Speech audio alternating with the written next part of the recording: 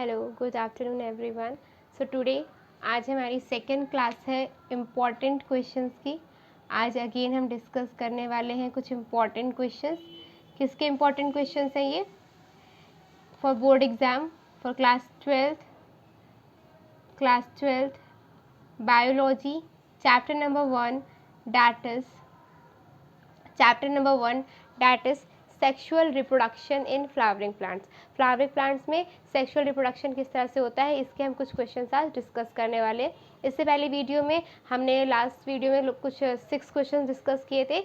आज हम around 10 questions discuss करेंगे, जिसमें से सबसे पहला क्वेश्चन, अच्छा वन मोर थिंग कि जो मैंने लास्ट वीडियो में डिस्कस किया है, अगर उसमें से किसी को कुछ भी पूछना हो या किसी भी सेपरेट टॉपिक पे if you want any kind of video then please let me know, I will surely deliver that video. मैं उस टॉपिक पे ज़रूर एक वीडियो बनाकर अपलोड कर दूँगी, ठीक है।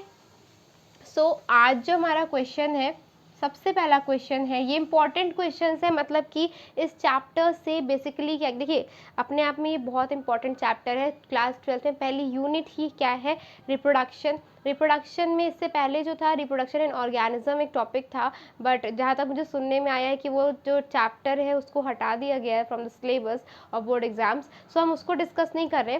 The chapter number 2 that is reproduction in sexual reproduction in flowering plants, इसको हम डिस्कस कर रहे हैं बिकॉज इससे बहुत ही इंपॉर्टेंट क्वेश्चंस पुट हो सकता है 1-2 नंबर का पूछ सकता है, बट इसमें ऐसे टॉपिक्स हैं, ऐसी डेफिनेशंस हैं जो कि बहुत ही ज़्यादा इंपॉर्टेंट है। तो उसी में से आज एक कल की वीडियो आप देख लीजिएगा, उसमें मैंने लास्ट 6 क्वेश्चन ही डिस्कस किए थे। आज हम 10 के अराउंड करेंगे, ठीक है। तो पहला क्वेश्चन है हमारा, what is triple fusion? What is triple fusion? पहले पूछा जा सकता है कि ट्रिपल फ्यूजन क्या है, what is triple fusion, where and how it takes place, ठीक है। सबसे पहला क्वेश्चन हमारा क्या बनकर आया है, सबसे पहला क्वेश्चन बनकर ये आया है कि what is triple fusion, triple fusion क्या चीज़ है, where and how it takes place, ये कहाँ पर होता है, मतलब कि where and how it takes place का मतलब है कि कहाँ और ये कैसे होता है ट्रिपल फ्यूजन में, ठीक है। चलिए तो इसको डिस्कस करें। ट्रिपल फ्यूजन क्या चीज़ है, किसी को पता है? सी ट्रिपल फ्यूजन क्या होता है बेसिकली, देखिए फ्यूजन और फर्टिलाइजेशन में डिफरेंस होता है, ठीक है। फ्यूजन का मतलब क्या है कि, just a minute, okay. So यहाँ पे क्वेश्चन क्या है हमारा, what is triple fusion, where and how does it take place, ये कहाँ और कैसे और कहाँ पर होता है, ये हमें बताना है। ट्रिपल फ्यूजन क्या चीज़ है, कोई आंसर दे सकता है? ये इंपॉर्टेंट भी है, क्यों? क्योंकि ये जो चैप्टर है ना, इसमें 2 इंपॉर्टेंट टर्म्स आते हैं, पहला है ट्रिपल फ्यूजन और दूसरा है डबल फर्टिलाइजेशन। दोनों सिमिलर लगते हैं बट यहाँ पे कुछ डिफरेंसेस भी हैं। सो उनमें से पहला है what is triple fusion. Basically it refers to the, इसका आंसर क्या हो जाएगा ट्रिपल फ्यूजन का, it refers to the fusion of two polar nuclei with one male germ cell, ठीक है। What is triple fusion? Triple fusion क्या है, it refers to the fusion of 2 polar nuclei with one male germ cell is called क्या, is called triple fusion. 1 male germ cell भी कह सकते हैं, हम इसको कह सकते हैं 1 मेल गैमीट। एक मेल गैमीट किससे फ्यूज करता है, 2 पोलर न्यूक्लियाई से फ्यूज करता है, ये होता है ट्रिपल फ्यूजन।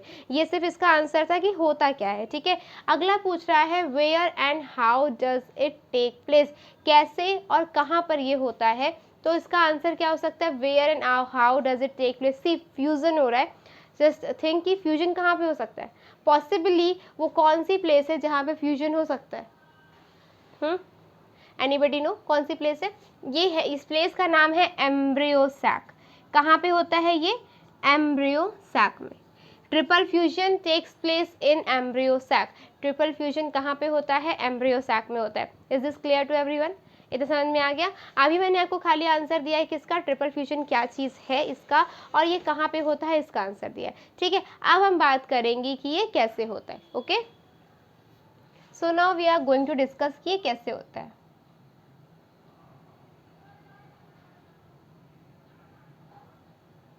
ठीक है। ये एक डायग्राम मैं बना रही हूँ एम्ब्रियो सैक का, मतलब ओवरी ही है, ठीक है, काइंड ऑफ एम्ब्रियो सैक। इसमें ये क्या आ गया, 2 मेल, ये क्या हो गया पॉलन, ये आ गए पॉलन ग्रेन्स, ये क्या हो गए, लेट मी ड्रॉ, उसके बाद मैं आपको एक्सप्लेन करती हूँ, ठीक है। ये हो गए pollen grains,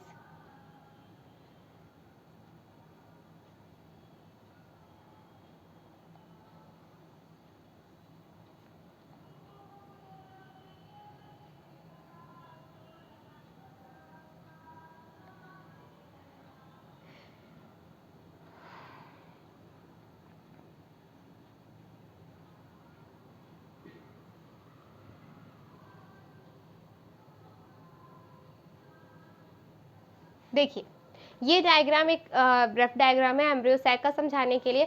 as you know the female structure and male structure of flowers आप पहले से जानते हैं, ठीक है। मेल स्ट्रक्चर ऑफ फ्लावर में क्या होता है, बेसिकली जो रिप्रोडक्टिव पार्ट है that is the pollen grain. क्या है, पॉलन ग्रेन। ये जो स्ट्रक्चर बना है this is the female reproductive part, female reproductive part का ये स्ट्रक्चर बना है। देखिए इसमें ये जो चीज़ होती है that is the stigma, this surface is known as stigma, इसको हम क्या कहते हैं, स्टिग्मा कहते हैं।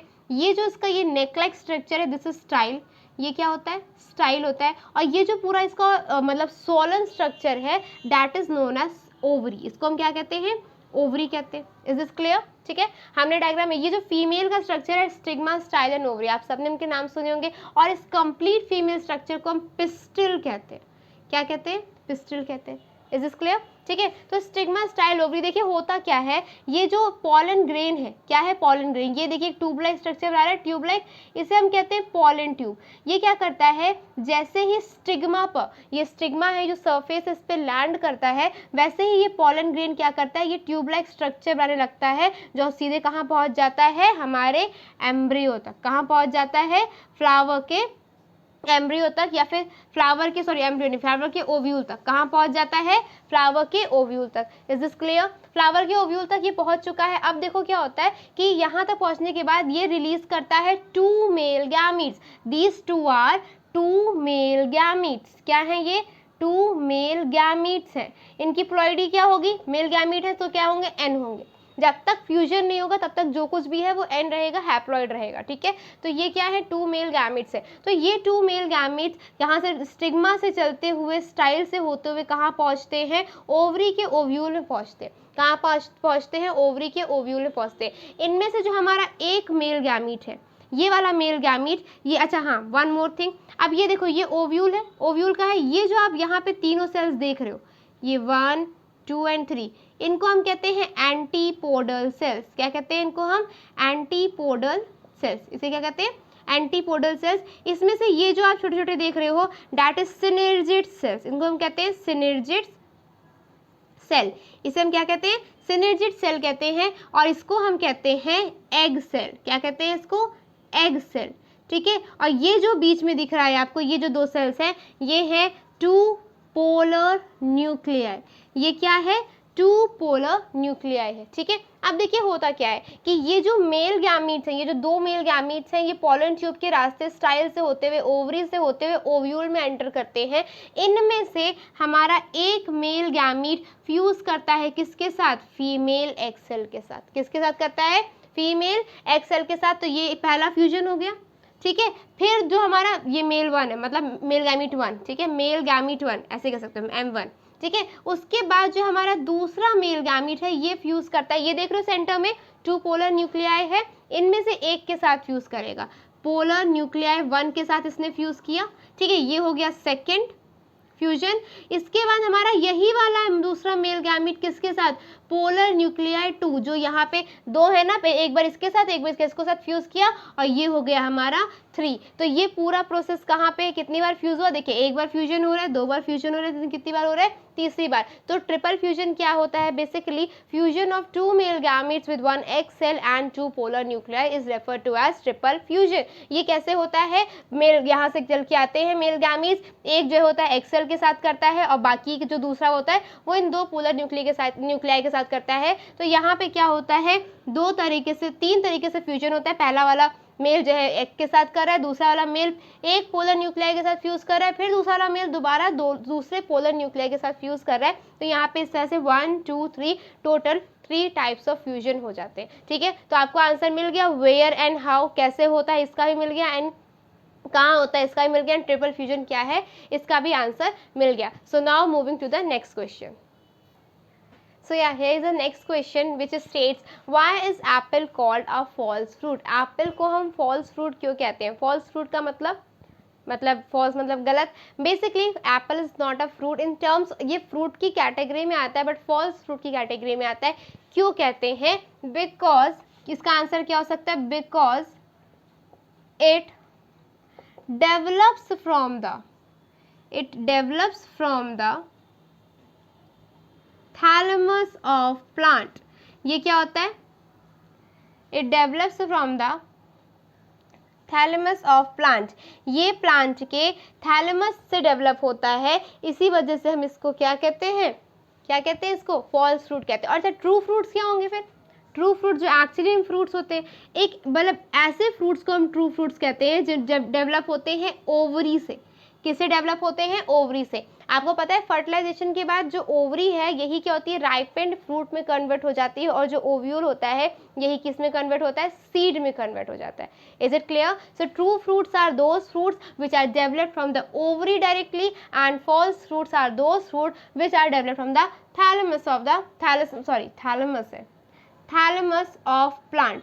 किससे डेवलप हो रहे हैं ये? थैलेमस ऑफ प्लांट से. सो ये नंबर 2 का सेकंड क्वेश्चन है. Moving to the next question.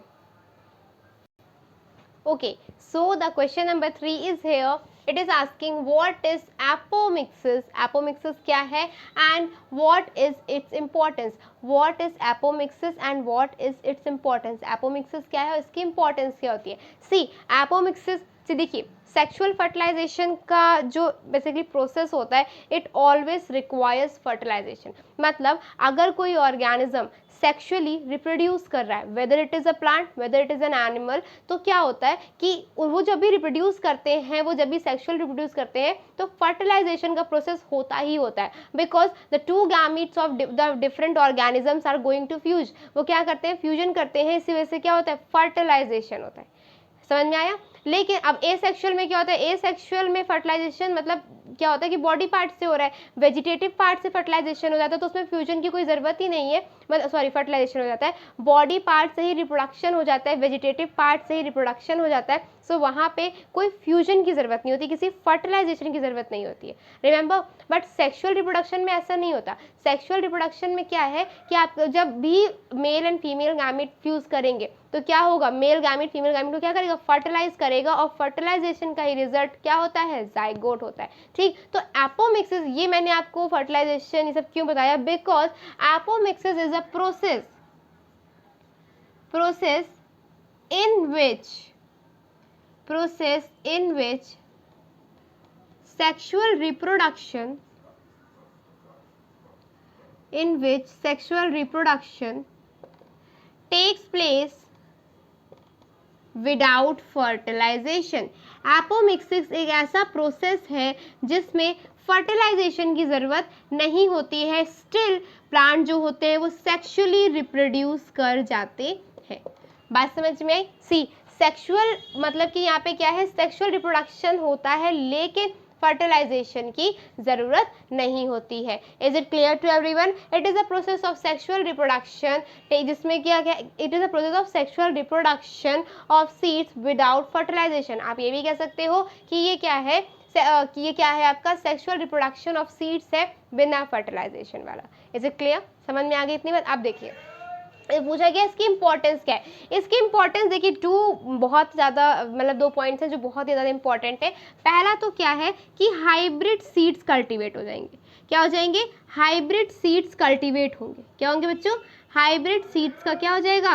Cultivate हो जाएंगे. कल्टीवेट ठीक है। इसके बाद है we can preserve some traits of the plant, जिनको मतलब those traits of the plant which are at risk. मतलब हम क्या कर सकते हैं, इस तरह के एपोमिक्सिस को करा के हम प्लांट्स के उन ट्रेट्स को प्रिजर्व कर सकते हैं जो कि जल्द ही क्या होने वाले हैं, एक्सटिंक्ट होने वाले हैं। क्या होने वाले हैं, एक्सटिंक्ट होने वाले हैं। तो क्या लिख सकते हैं, बेसिकली प्लांट ब्रीडिंग के लिए क्या होता है, प्लांट ब्रीडिंग के लिए भी इसका बड़ा इंपॉर्टेंस है। प्लांट ब्रीडिंग करवाते हैं, यहाँ पे क्या करते हैं हम, where specific characters, specific traits लिख लीजिए, specific traits need to be preserved. इतनी बात समझ में आई। एपोमिक्सिस क्या है, एपोमिक्सिस समझ में आ गया। Now moving to the next question. Okay, so here are the question 4 and 5. Question 4 is saying what are the components of embryo sac? Embryo sac के components क्या क्या होते हैं, ये आपसे पूछ रहा है क्या, क्वेश्चन नंबर 4। तो इसका आंसर हो जाएगा, इसके कंपोनेंट्स होते हैं, एक होता है एक्सेल, अभी मैंने आपको डायग्राम बना के दिखाया था, एक एक्सेल होता है, 1 Excel and 2 synergid cell.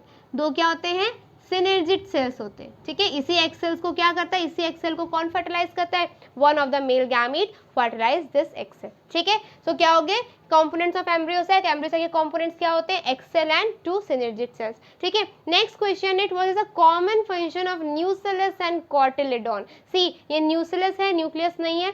Nucleus and कोटिलेडॉन का कॉमन फंक्शन क्या होता है, सबसे पहले तो आप ये जान लो कि ये दोनों पाए कहाँ जाते हैं, ये दोनों पाए जाते हैं एम्ब्रियो सैक में। कहाँ पाए जाते हैं, ये भी और ये भी एम्ब्रियो सैक में पाते हैं, ठीक है। इन दोनों का फंक्शन क्या है, ये पूछा जा सकता है। Store reserve food material, store reserve food material क्या करता है, ये reserve food material and provide nourishment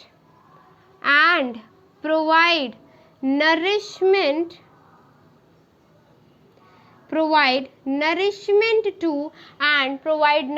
to whom, बताओ नरिशमेंट किसको देगा, कहाँ प्रेजेंट है, एम्ब्रियो को ही देगा डेफिनेटली, ठीक है। And provide nourishment to embryo. So these are the question 4th and 5th. Moving to the next question. Okay, so here is the next question, question number 6, which is asking कि which region of pistil form fruits and seeds। अभी just मैंने जो diagram बनाया था उसमें मैंने discuss किया था, पिस्टिल क्या है, stigma, style and ovary, SSO। Pistil क्या होता है, female reproductive part is known as pistil and male reproductive part is known as, homework है आपका, बताओ कमेंट में बताइएगा कि male reproductive part of the flower is known as what. ये सबका कमेंट वहाँ पे आना चाहिए, ठीक है। अब देखते हैं पिस्टिल जो कि क्या है, एक फीमेल रिप्रोडक्टिव पार्ट है, इसमें से कौन सा हिस्सा फ्रूट में डेवलप होता है एंड कौन सा हिस्सा सीड्स में डेवलप होता है। तो आई टोल्ड यू, अभी जब हम लोग फॉल्स फ्रूट पढ़ रहे थे तब मैंने कहा था कि जो ओवरी है that develops into fruit, ovary क्या बनती है, फ्रूट बनती है, एंड जो हमारा क्या था वो ओवम, ओवम जो है ये क्या डेवलप, किसमें डेवलप होता है, सीड्स में डेवलप होता है। Is it clear, clear to everyone. Ovary किस में डेवलप होती है, फ्रूट में डेवलप होती है, एंड ओवम किस में डेवलप होता है, सीड में डेवलप होता है। बात समझिए। अब देखिए अगला क्या है, what is triploid tissue, how does it form. देखो मैं हाउ डज इट फॉर्म तो नहीं बताने वाली क्योंकि मैंने पहले क्वेश्चन में बताया था, ये बिल्कुल इसी से रिलेट करा है। ट्रिप्लॉइड टिश्यू क्या होते हैं, सी ट्रिप्लॉइड टिश्यू मतलब वही फ्यूजन ऑफ, यहाँ पे एक ऐसा टिश्यू है, tissue formed by triple fusion, formed by triple fusion, triple fusion से बनने वाला टिश्यू। यहाँ पर ट्रिपल फ्यूजन किसका होगा, देखो ध्यान देना, M2 का, मेल गैमीट 2 का किससे, पहली बार पोलर न्यूक्लियाई 1 से, तो एक ये हो गया नंबर 1 टिश्यू, M2 का फिर से किससे, पोलर न्यूक्लियाई 2 से, और ये दोनों मतलब देखो यहाँ पे 3 लोग इन्वॉल्व है ना, 3 लोग इन्वॉल्व हो रहे हैं, कौन सा तुम्हारा यहाँ पे ट्रिपल फ्यूजन मत लिखो, ऐसे कह सकते हो कि tissue form by fusion of male gamete and 2 polar nucleus. कितने लोग इन्वॉल्व हैं यहाँ पे, कितने लोग इन्वॉल्व हैं आपके यहाँ पे क्या इन्वॉल्व है आपके, बेसिकली 3 लोग इन्वॉल्व है। पहला आपका मेल गैमीट है, दूसरा पोलर न्यूक्लियर 1 है, तीसरा कौन सा है, पोलर न्यूक्लियर 2 है। तो ये क्या करते हैं, ये बनाते हैं एक ट्रिप्लॉइड टिश्यू जिसका नाम होता है एंडोस्पर्म।